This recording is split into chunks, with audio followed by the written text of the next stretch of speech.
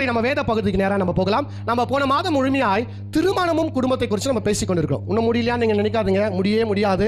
ஏன்னா அவ்வளோ பெரிய சப்ஜெக்ட். இந்த வருஷம் டிசம்பர் கடைசி வாரத்தில் நான் இதை முடிப்பேன் நான் நினைக்கிறேன். ஏன்னா அவ்வளோ பெரிய சப்ஜெக்டாக இருக்குது. ஸோ இது மிக மிக முக்கியம் முக்கியம் முக்கியம் முக்கியம் முக்கியம். ஸோ அநேக பேர் இடத்துல கேட்குறது, சபையில் இதெல்லாம் போதிக்கணும் அவசியமானு கேட்டால் கண்டிப்பாக போதிக்கணும். ஏன்னா இதை குறித்து குடும்பத்தை குறித்ததான விழிப்புணர்வு உணர்வு, குடும்பத்தை குறித்ததான அறிவு, திருமணத்தை குறித்ததான அறிவு இருக்கிறது ரொம்ப முக்கியம். காரணம் என்னன்னா, எல்லாருமே திருமணம் பண்றோம், எல்லாருமே குடும்பத்துக்குள்ள வாழ்றோம். அந்த திருமண வாழ்க்கையும் குடும்ப வாழ்க்கையும் சரியாக அமையும் போது அந்த வீடு ஒரு பரலோகத்தின் சாயலா இருக்கிற ஒரு வீடாய் மாறும். அல்லேலூயா.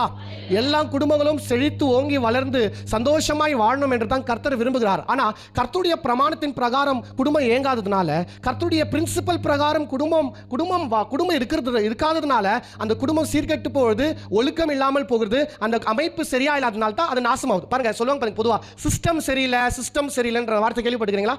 இந்த வார்த்தை அதிகமாக யூஸ் பண்ணுவாங்க. சிஸ்டம் சரியில்லைங்க, எஜுகேஷன் சிஸ்டம் சரியில்லை, கவர்மெண்ட்டுடைய அட்மினிஸ்ட்ரேஷன் சிஸ்டம் சரியில்லை அப்படின்னு சொல்லுவாங்க. அதே போல தான் குடும்பமுடைய அமைப்பு ரொம்ப முக்கியம்.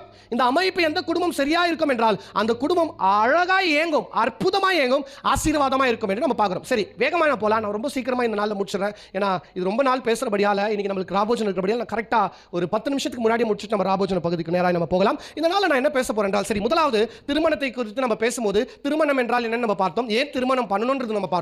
அடுத்தபடியாய் திருமண வாழ்க்கை எது ரொம்ப ஸ்ட்ராங் ஆக்குது?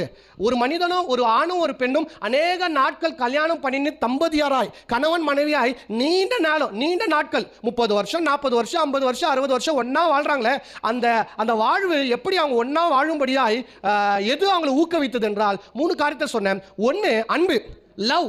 அவங்க 2 பேருக்கு இருக்கிற அந்த அன்புனால தான் இத்தனை காலமாய் ஒன்றாய் வாழ்ந்தாங்க. 2வது இவங்களுடைய புரிந்து கொள்வதல்.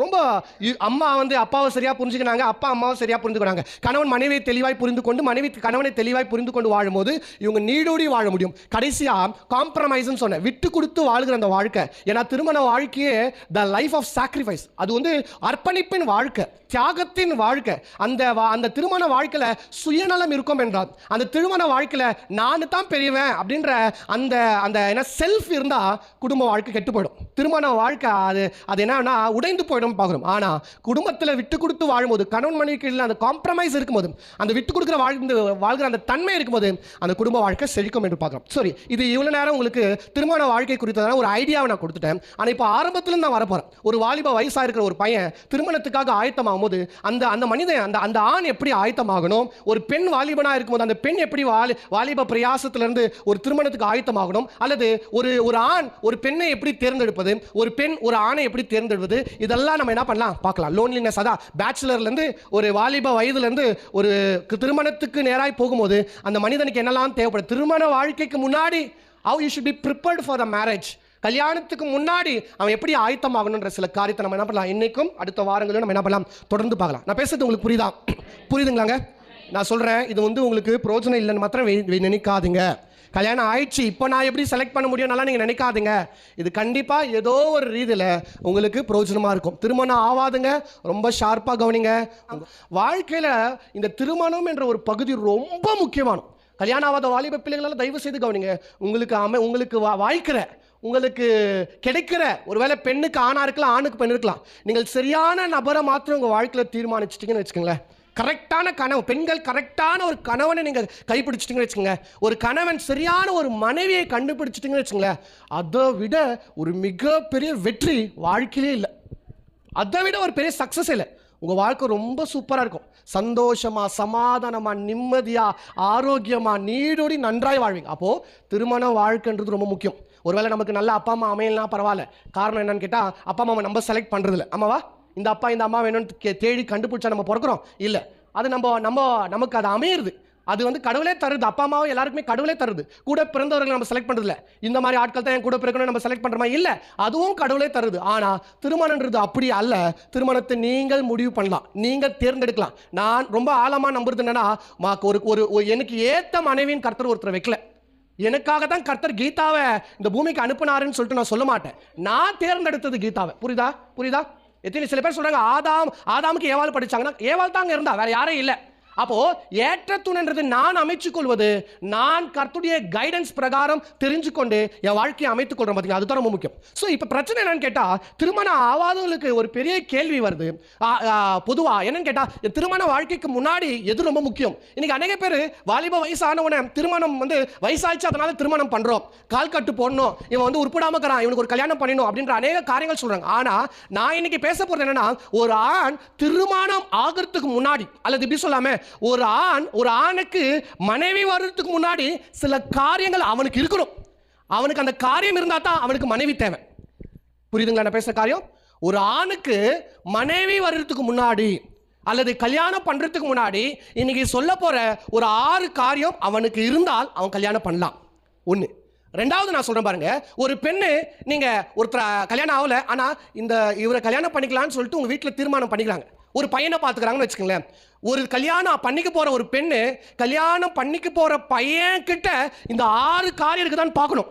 இந்த 6 காரியம் இருக்கும் என்றால் நீங்க தைரியமா திருமணம் பண்ணுங்க. ஒருவேளை இந்த 6ல் 1 2 கம்மியா இருக்கு என்றால் அதை சொல்லி புரிய வச்சு இந்த 6 காரியம் எங்கேஜ்மெண்ட் கல்யாணம் டேட்டுக்குள்ள வந்துச்சான்னு பார்த்துட்டு அப்புறம் என்ன பண்ணுங்க, கல்யாணம் பண்ணுங்க. மிக முக்கியம். அப்போ புரிஞ்சுக்கங்க, கல்யாணம் ஆகுற ஆண்கள் இந்த 6 காரியம் எனக்குள்ள இருக்குதா அப்படின்னு பார்க்கணும்.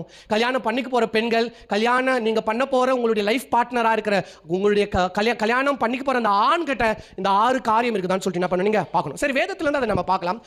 ஆணு கல்யாணத்துக்கு முன்னாடி அவனுக்கு தேவையானது என்ன? What are the needs man need before the wife, before the marriage அப்படின்றத பார்க்கலாம். முதலாவது, ஆண்டவர் ஆதாமை சிருஷ்டிக்கும் போது பாருங்க, வாசிக்கலாம் பார்க்கலாம். 7ஆம் அதிகாரம் ஆதியாகமம் 2ஆம் அதிகாரம் 7ஆம் வசனத்தை வாசிங்க பார்க்கலாம். ஆதியாகமம் 2ஆம் அதிகாரம் 7ஆம் வசனம். தேவனாகிய கர்த்தர் மனுஷனை பூமியின் மண்ணினால் உருவாக்கி ஜீவ சுவாசத்தை அவன் நாசியிலே ஊதினான். மனுஷன் ஜீவ ஆத்துமா ஆனான். ஓகே, இப்போ 8ஆம் வசனத்தை பாருங்களேன். தேவனாகிய கர்த்தர் கிழக்கே ஏதேன் என்னும் ஒரு தோட்டத்தை உண்டாக்கி தாம் உண்டாக்கின மனுஷனை அதிலே வைத்தார். கவனிங்க, இப்போ தோட்டத்தை உண்டாக்கி ஆதாமை கர்த்தர் உண்டாக்குனாரா? ஆதாமை உண்டாக்கி தோட்டத்தை உண்டாக்குனாரா? இப்பதான் வாசிச்சோம். ஆதாமை வெளியே பூமியின் மண்ணினால் உருவாக்கி 8ஆம் வசனத்துல அவர் ஏதேன் தோட்டத்தை ஒன்று உருவாக்கி அந்த தோட்டத்துல மனிதனை வைத்தார். இப்போ எந்த இடத்துல மனிதனை கர்த்தர் வைத்தார் என்றால் தோட்டத்தில், அல்லது இப்படி சொல்லாமா, ஒரு வீட்டுக்குள்ள யாரை வைத்தார் கர்த்தர்? ஆதாமை வைத்தார். இந்த வீட்டுக்கு பேர் என்ன? இந்த தோட்டத்துக்கு பேர் என்னன்னா ஏதேன் அப்படின்னு சொல்றாங்க. என்னது? ஏதேன். என்னது? ஏதேன் சொல்றது. அந்த தோட்டத்துக்கு பேர் என்னது? ஏதேன். ஏதேன் என்ற வார்த்தை ஒரு மூல பாஷையில என்ன சொல்றாங்க கேட்டா ஸ்பாட்னு சொல்றாங்க. ஏதேன் என்றால் என்ன அர்த்தமா? ஸ்பாட். ஸ்பாட்னா என்ன? இடம் அப்படின்னு சொல்லிட்டு என்ன சொல்லலாம். இந்த ஏதேனுக்கு இன்னொரு டிரான்ஸ்லேஷன் என்ன சொல்றாங்கன்னா the presence அப்படின்னு சொல்றாங்க. என்னது? presence. பிரசன்ஸ்னா சாதாரண பிரசன்ஸ் இல்ல, காட்ஸ் பிரசன்ஸ், தேவ பிரசன்னம். ஏதேன் என்றால் என்ன அர்த்தம்? ஸ்பாட்னு சொல்லலாம், பிரசன்ஸ் சொல்லலாம், இல்ல இன்னும் தெளிவாக சொல்லணும் என்றால் தேவ பிரசன்னம். அப்போ மனிதனை தேவன் மண்ணினால் உருவாக்கப்பட்டு அந்த மனிதனை கர்த்தர் எங்க வச்சாருன்னு கேட்டா அவருடைய பிரசனத்தில் வச்சார், தேவ பிரசனத்தில் வைத்தார். இந்த இன்னைக்கு நான் பேசுற காரியம் மிக முக்கியமாய் கிறிஸ்தவர்களுக்கு சூட் ஆகிற ஒரு காரியம். கிறிஸ்தவ பெண்கள் கல்யாணம் பண்ணும்போது நீங்க ரொம்ப ஸ்ட்ராங்கா நோட் பண்ண வேண்டிய காரியம் என்னன்னு கேட்டா, நீங்கள் திருமணம் பண்ற ஆள் எந்த ஸ்பாட்ல இருக்கிறாருன்றது நீங்க தெளிவா புரிஞ்சுக்கணும். அதுதான் முதல் பாயிண்ட். நீங்கள் எந்த ஸ்பாட்ல இருக்கிறீங்க? கல்யாணம் ஆக போற ஆண்கள், நான் எந்த ஸ்பாட்ல இருக்கிறேன், எந்த இடத்தில் இருக்கிறேன், அது ரொம்ப முக்கியம். அப்போ இடம், ஸ்பாட், அதான் ஃபர்ஸ்ட் பிளேஸ். ஸோ நான் சொன்ன முதலாவது, ஆதாமை கர்த்தர் எங்க வைத்தாரு? ஏதேன்ல வைத்தார். ஏதேன் என்றால் தேவ பிரசனம். சொல்லுங்க, தேவ பிரசனம். அப்ப ஆதாம் எங்க இருந்தா? தேவ பிரசனத்தில் இருந்தா. He has a home, the home which has the presence of God. அவனுக்கு வீடு இருந்தது. அந்த வீடு எப்படியாப்பட்ட வீடா இருந்தது? தேவ பிரசனம் இருக்கிற வீட்ல ஆதாம் இருந்தான். அவன் வெளியே சுத்தி இருந்த ஒரு மனிதனாய் அல்ல, அவன் வெளியே தான் படைக்கப்பட்டான். அஃப்கோர்ஸ் வெளியே தான் உருவாக்கப்பட்டான். ஆனா கர்த்தர் எங்க வைத்தார்? அவனை பிரசனத்தில் வைத்தார். அல்லேலூயா, அல்லேலூயா, பிரசனத்தில் வைத்தார். அப்போ பெண்கள் கல்யாணம் பண்ணும்போது அவங்க கேட்குற ஃபர்ஸ்ட் பாயிண்ட் என்னன்னு கேட்டா, இவர் தேவ பிரசனத்தில் இருக்கிற மனிதனா, இவர் தேவனுடைய பிரசனத்தை விரும்புகிற மனிதனா, இவர் கர்த்தரை தேடுகிற மனிதனா, இவர் கர்த்தருக்கு பயப்படுற மனிதனா, இவர் கர்த்தரை ஆராதிக்கிற மனிதனா, அதை பார்க்கறது ரொம்ப முக்கியம். அப்போ தேவ பிரசனம், அதுதான் ஃபர்ஸ்ட் பாயிண்ட். புரியுதுங்களாங்க? தேவ பிரசனம் என்றால் என்ன? சர்ச்சுக்கு வருது அது மாத்திரம் இல்லை. இப்போ சில நேரத்தில் வந்து இந்த சப்ஜெக்டை பேசும்போது என்ன ப்ராப்ளம் கேட்டால், கிறிஸ்தவனை தான் கல்யாணம் பண்ணும், தேவ பிரசனத்தில் நிறைவனா கல்யாணம் பண்ணணும்னா சர்ச்சுக்கு வரவங்களே பார்த்து கல்யாணம் பண்ணிக்கிறாங்க.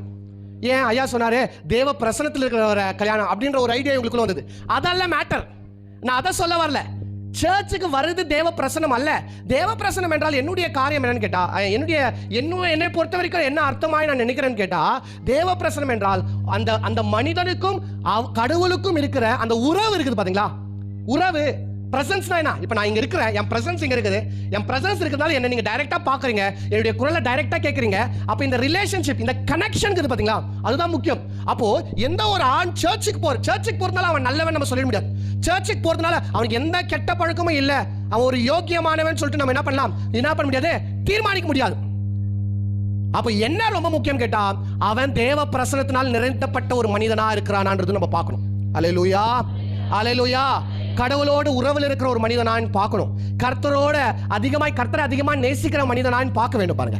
ஏன்னா திருமண வாழ்க்கை, குடும்ப வாழ்க்கை, எந்த வாழ்க்கையா இருக்கட்டும் பாருங்க, ஒரு மனிதன் கடவுளை மையப்படுத்தி கடவுளை சார்ந்து வாழ்கிறான் என்றால் அந்த மனிதன் உண்மையாவே ஆசீர்வதிக்கப்பட்ட மனிதனா இருப்பான். எதுன்னு பேருக்கு புரியுது? ஏன்னா இப்ப பாருங்க, எல்லாத்தையும் விட இந்த உலகத்துல எல்லாரை விட உன்னதான் பிடிக்கும் ஒரு ஆண் ஒரு பெண்ணை சொல்வான் என்றால் அவனை நம்ம கைப்பிடிக்கிறது ரொம்ப பெரிய விஷயம் நீங்க நினைக்காதீங்க. ஐயோ உலகத்திலே என்னதான் பிடிச்சிச்சுன்னு அவர் சொல்லிட்டாரு, உலகத்திலே நீ தான் என் உயிர்னு சொல்லிட்டாரு, அவனை நம்பவே கூடாது. என்னது, அவன் அப்பப்ப மாறுற ஆளு. ஆனா ஒரு ஆளு உன்னை விட எனக்கு கடவுளை பிடிக்கும் அப்படின்னு சொல்றானா அவன் நம்ம நேசிக்கலாம். அவன் உண்மையான ஒரு ஆள். ஏன்னா ஒரு மனிதன், ஒரு கிறிஸ்தவன், ஒரு தேவனுடைய பிள்ளை முதல் ஸ்தானத்தை எப்பொழுதும் கர்த்தருக்கு தருவான். முதல் ஸ்தானம் தேவனுக்கு தருவார். அல்லேலூயா. சரி, வேகமா நம்ம போகலாம். முதல் பாயிண்ட் என்ன? அப்போ கல்யாணம் பண்ணி போற ஆண்கள் கவனிக்கணும். ஃபர்ஸ்ட் உங்களுக்கு தேவை என்ன? மனைவி இல்ல, பொண்டாட்டி ஃபர்ஸ்ட் இல்ல. ஃபர்ஸ்ட் என்ன முக்கியம்? பிரசனம் முக்கியம். தேவ பிரசனம் முக்கியம். தேவனுக்கும் எனக்கும் இருக்கிற அந்த உறவு முக்கியம். தேவனோடு கூட இருக்கிற அந்த கனெக்ஷன் முக்கியம். அல்லேலூயா. அப்போ சொல்லுங்க, மனைவிக்கு முன்னாடி ஒரு ஆணுக்கு தேவ பிரசனம் முக்கியம். அல்லேலூயா, அல்லேலூயா. இரண்டாவது காரியத்துக்கு நம்ம போகலாம். 15ஆம் வசனத்தை வாசிங்க. தேவனாகிய கர்த்தர் மனுஷனை ஏதேன் தோட்டத்தில் அழைத்துக் கொண்டு வந்து அதை பண்படுத்தவும் காக்கவும் வைத்தார். போது நிறுத்துங்க. இரண்டாவது காரியத்துக்கு நம்ம போகலாம். முதலாவது, மனிதன் எங்க இருக்கணும்? தேவ பிரசனத்தில் இருக்கணும். இரண்டாவது, மனிதனுக்கு என்ன வேணும்? பிரசனம் வேணும் ஒண்ணு. இரண்டாவது, வேலை வேணும். சொல்லுங்க, வேலை. ஒர்க் சொல்லுங்க, ஒர்க். அப்போ வேலை இல்லாத ஒரு ஆணுக்கு கல்யாணம் பண்ணலாமா? பண்ணவே கூடாது. கல்யாணம் இவன் வேலைக்கே போகிறான். அட்லீஸ்ட் இவனுக்கு கல்யாணம் பண்ணானா ஒரு வேலை வெட்டி தேடுவான். அது ரொம்ப லைஃப்ல பெரிய எடுக்கிற ரிஸ்க். அவனை கல்யாணமே பண்ணக்கூடாது. கல்யாணத்துக்கு முன்னாடி வேலை செய்யாதவன் கல்யாணத்துக்கு அப்புறம் வேலைக்கு போவான். எப்படி வேலைக்கு போவான்? அழுந்தனே போவான், விருப்பம் இல்லாம. ஒரு ஆணுக்கு வந்து கல்யாணத்துக்கு முன்னாடி வேலை ரொம்ப முக்கியம். ஏன் வேலை முக்கியம்னா, கர்த்தர் ஆதாமை படைச்சிட்டு ஆதாமுக்கு என்ன பண்ணாருன்னு கேட்டா வேலையை கொடுத்தார். என்ன? அவரை தோட்டத்துல கொண்டு போய் வைத்துட்டு இதை பண்படுத்தவும் காக்கவும் வைத்தாராம். அப்போ மனைவியை கர்த்தர் ஆதாமுக்கு கொடுக்கறதுக்கு முன்னாடி கர்த்தர் வேலையை கொடுத்தார். ஏன் வேலையை கொடுத்தார் என்றால், நல்லா இங்க புரிஞ்சுக்கோங்க, இங்கிலீஷ்ல வந்து ஒர்க்னு வாங்க, ஜாப்னு வாங்க. ஒர்க்கும் ஜாபோ ஒன்னான்னு கேட்டா ஒண்ணு இல்ல. ஒர்க் வேற, ஜாப் வேற. ஒர்க் என்றால் என்னன்னு கேட்டா, பொதுவா என்னுடைய டேலண்ட்டை கொண்டு வருகிற ஒரு பிளாட்ஃபார்ம் தான் ஒர்க். ஆனா ஜாப்ன்றது என்ன தெரியுமாங்க? வயிற்றுக்காக, பணத்துக்காக, வாழ்றதுக்காக ஏதோ ஒரு வேலை செய்யறோம் பாத்தீங்களா, அது என்னது? ஜாப். புரியுதுங்களா? பேசுறது புரிஞ்சுக்கங்க தயவு செய்து. சில பேரை நீங்க பாப்பீங்களா, காசு கொடுத்தா போதும், நான் இந்த வேலை எல்லாம் செய்யறேன், இந்த வேலை செய்யறேன்னு சொல்லிட்டு செய்வாங்க. அவங்க எதுக்காக செய்யறாங்கன்னு கேட்டா காசுக்காக வேலை செய்றாங்க. ஆனா சில பேர் பாருங்களேன், அவங்களுடைய டேலண்டே தான் வேலையா இருக்கும். பார்த்துருக்கீங்களா? பாடுறாங்க, பாடகர்கள். அது ஒரு வேலையா? அது ஒரு ப்ரொஃபஷனா? அது ஒரு ப்ரொஃபஷன். ஆனா அந்த ப்ரொஃபஷன் என்ன? அது உங்களுடைய டேலண்ட். அந்த டேலண்ட்டை மெழுகேற்றி டேலண்ட்டை வெளியே கொண்டு வந்து அதை சப்மிட் பண்றாங்க. அது அநேக பேர் மத்தியில் அதை யூஸ் பண்றாங்க. அது என்னவாகுதுன்னு கேட்டா அவங்களுடைய வேலையாக மாறுகிறது. அல்லேலூயா. அப்ப வேலை என்றால் என்ன? உன்னுடைய எபிலிட்டி, உன்னுடைய ஸ்கில். அப்போ எப்பதான் ஒரு மனுஷனுடைய டேலண்ட் வெளியே வரும்னு கேட்டா, எப்பதான் ஒரு மனுஷனுக்கு கர்த்தர் கொடுத்திருக்க டேலண்ட்கள் வெளியே வரும்னு கேட்டா, எப்போ அவன் வேலை செய்கிறானோ அப்பதான் அது வெளியே வரும். ஆதாம் கர்த்தர் அதுதான் சொன்னார் பாருங்க, ஆதாமே உனக்கு வேலை வேணும்.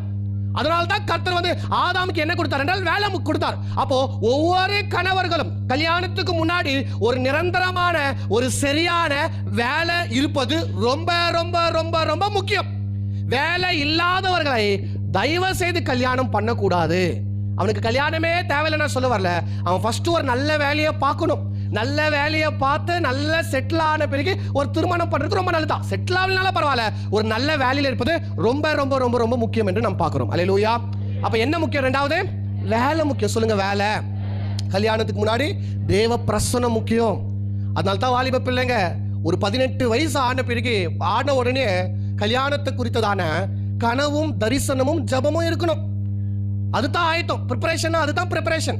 ஏதோ கல்யாணத்துக்கு ஒரு மாசம் முன்னாடி ரெடி ஆகுறது அது இல்லை ப்ரிப்பரேஷன். 18 வயசு ஆன உடனே எல்லாருமே உங்க திருமணங்களுக்காக ஜெபம் பண்ணுங்க. உங்களுக்கு கிடைக்க போற வாழ்க்கை துணைக்காக ஜெபம் பண்ணுங்க. உங்க கணவனுக்காக நீங்க ஜெபம் பண்ணும். ஆண்டவரே, எனக்கு இந்த உலகத்துல உங்களுக்குன்னு தனியா கர்த்தர் வந்து அன்பு போறதுல பாருங்க. ஆல்ரெடி ஒருத்தர் பூமியில பிறந்திருக்கிறாங்க, ஒருத்தர் இருக்கிறாங்க. அந்த ஆளை நீங்கள் சந்திக்கிறதுக்கு முன்னாடி கர்த்தருடைய சமூகத்துல ஜெபிக்கிறவர்களா இருக்கணும். 18 வயசு ஆன உடனே உங்க திருமணம் நாளைக்கே நடக்கணும் அந்த மாதிரி இல்லை. ஒரு நல்ல ஏற்ற துணியை நீங்க எனக்காக ஆயத்தப்பட்டு வைத்திருக்கிறீங்க, அதற்காக உங்களுக்கு நன்றி. அதுக்கான ஞானத்தை எனக்கு தாங்க, அறிவை தாங்க, ஆற்றலை தாங்க. அதுக்காக ஜெபம் பண்ணுங்க. அப்படி நம்ம என்ன ப்ரிப்பேர் ஆகணும். அப்ப திருமணத்துக்கு முன்னாடி ஒரு ஆண் தேவ பிரசனத்தை நிரம்ப விரும்புகிறவனாய், தேவ பிரசனத்தில் வருகிறவனாய், தேவனுக்காக வாழ்கிறவனாய் இருப்பது ரொம்ப முக்கியம்.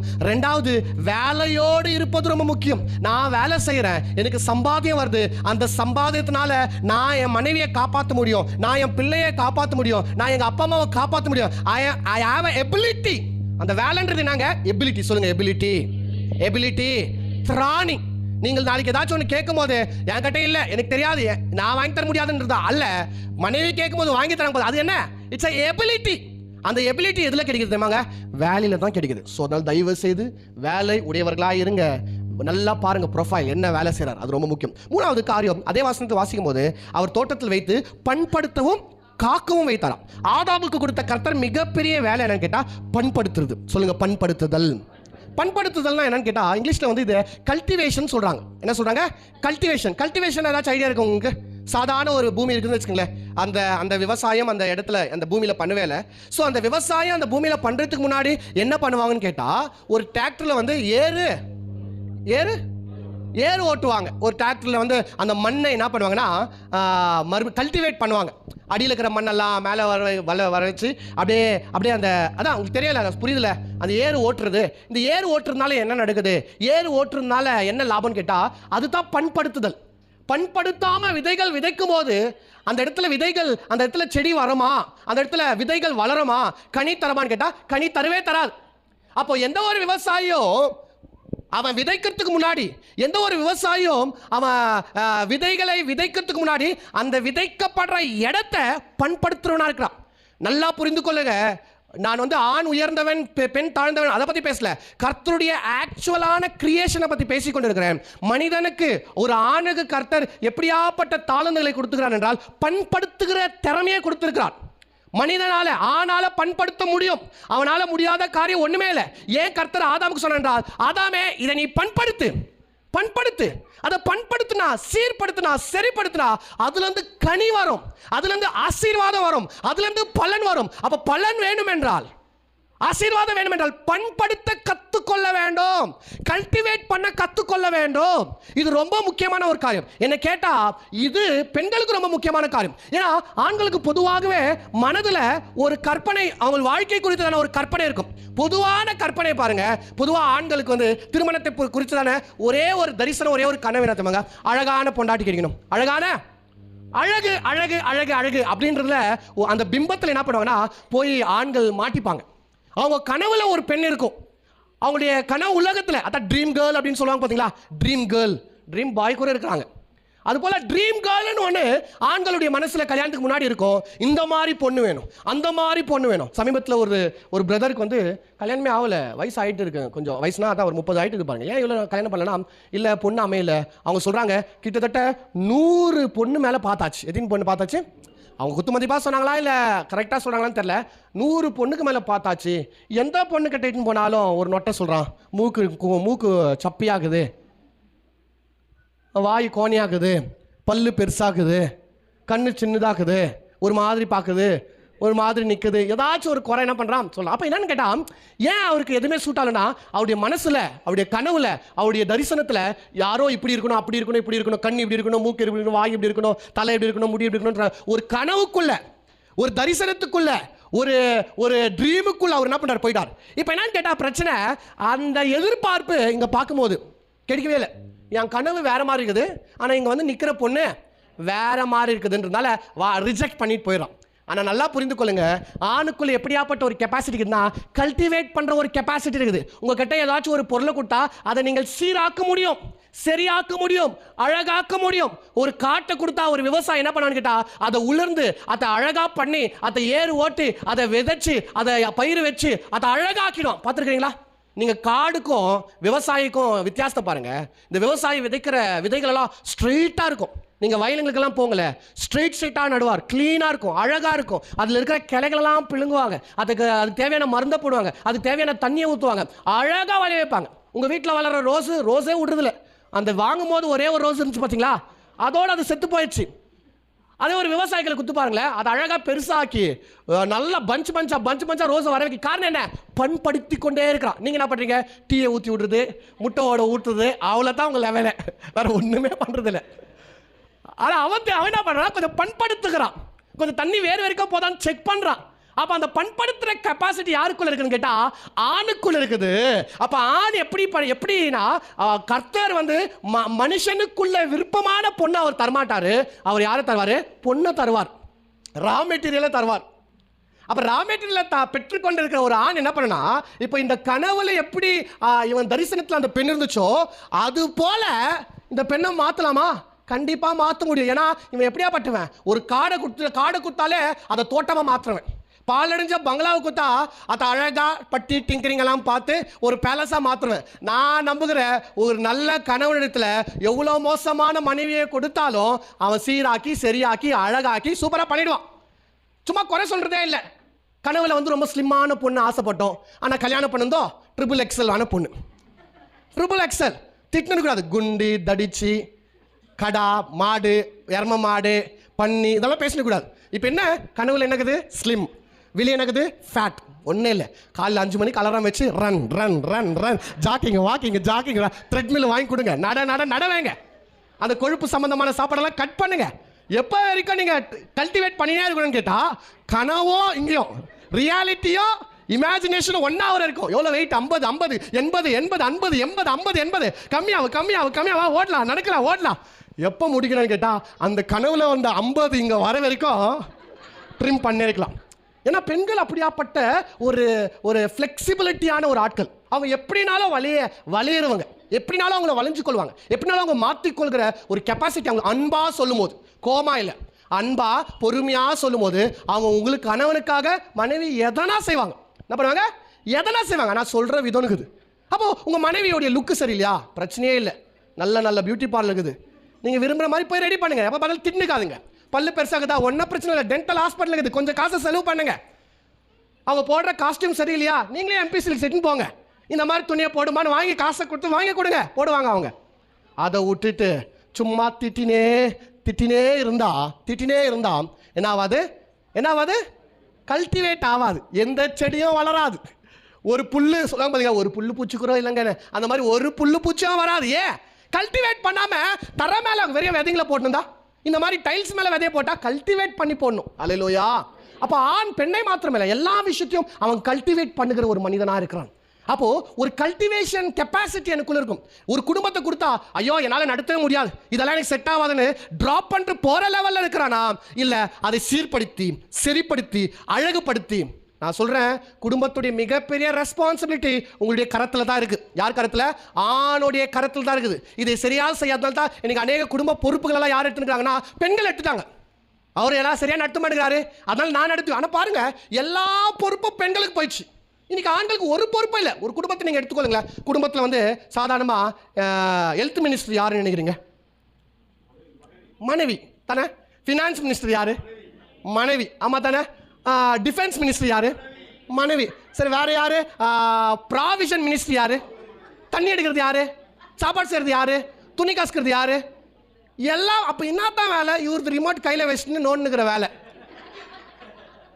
இவருது அதிகாரம், சட்ட அதிகாரம் பண்ற வேலை. வந்தியா, செய்தியா, உட்காந்தியா, அவ்வளோதான் வேலை. எல்லாத்தையும் அவங்க எடுத்துக்கிறாங்க. நம்மளுக்கு ஒன்றுமே இல்லை, ஒன்றுமே இல்லாமல் டம். எங்கள் வீட்டுக்கார் அவர் டம்மிங்க. ஒருத்தர் சொல்கிறாங்க, அவர்கிட்டலாம் பேசாதீங்க, அவருக்கு ஒன்றும் தெரியாது, இங்கே வாங்க, இந்த பக்கம் வாங்க, இந்த பக்கம் வாங்க. அவருக்கு அதை பற்றியெல்லாம் அவனுக்கு தெரியாது, ஒன்றுமே தெரியுதில்ல.